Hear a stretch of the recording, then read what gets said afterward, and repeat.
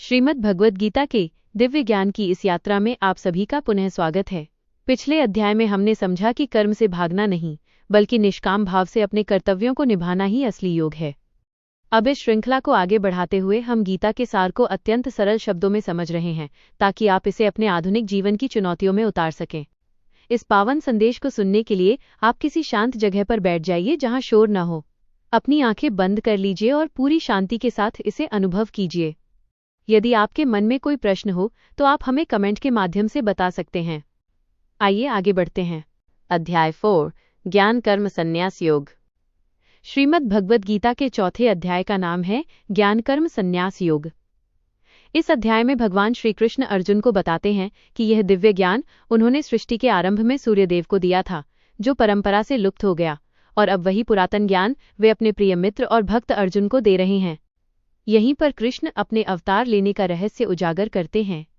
वे कहते हैं कि यद्यपि वे अजन्मा और अविनाशी हैं, फिर भी अपनी प्रकृति को वश में करके वे प्रकट होते हैं। वे समझाते हैं कि कर्म करते हुए भी ज्ञान की अग्नि से उन कर्मों के फलों को कैसे भस्म किया जा सकता है। कृष्ण कहते हैं कि जो व्यक्ति कर्म में अकर्म और अकर्म में कर्म देखता है, वही बुद्धिमान है। अर्थात जो बाहर से सब कार्य करते हुए भी अंदर से ईश्वर से जुड़ा रहता है, वही असली ज्ञानी है।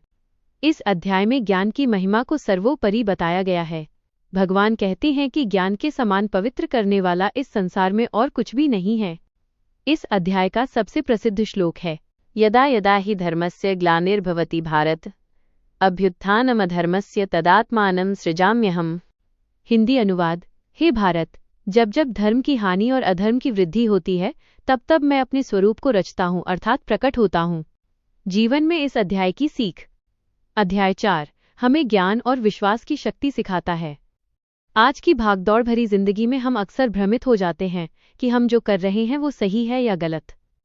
यह अध्याय हमें सिखाता है कि सही ज्ञान ही हमारे संदेहों का अंत कर सकता है।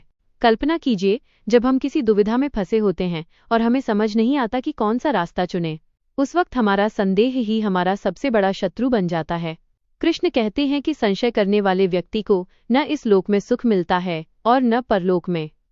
ज्ञान एक ऐसी नौका है जो हमें दुखों के सागर से पार ले जाती है।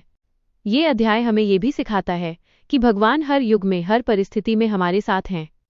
जब भी हमारे जीवन में अधर्म या अन्याय बढ़ता है, तो ईश्वर किसी न किसी रूप में, चाहे वो कोई विचार हो, कोई मित्र हो या अंतरात्मा की आवाज, हमारा मार्गदर्शन करने अवश्य आते हैं। हमें बस अपनी श्रद्धा और ज्ञान के चक्षु खुले रखने हैं। अपने संशयों को ज्ञान की तलवार से काटें और निडर होकर अपना कर्म करें। अध्याय 4 के अंत में कृष्ण अर्जुन को उठने और युद्ध करने की प्रेरणा देते हैं, क्योंकि ज्ञान से युक्त होकर किया गया कर्म ही बंधन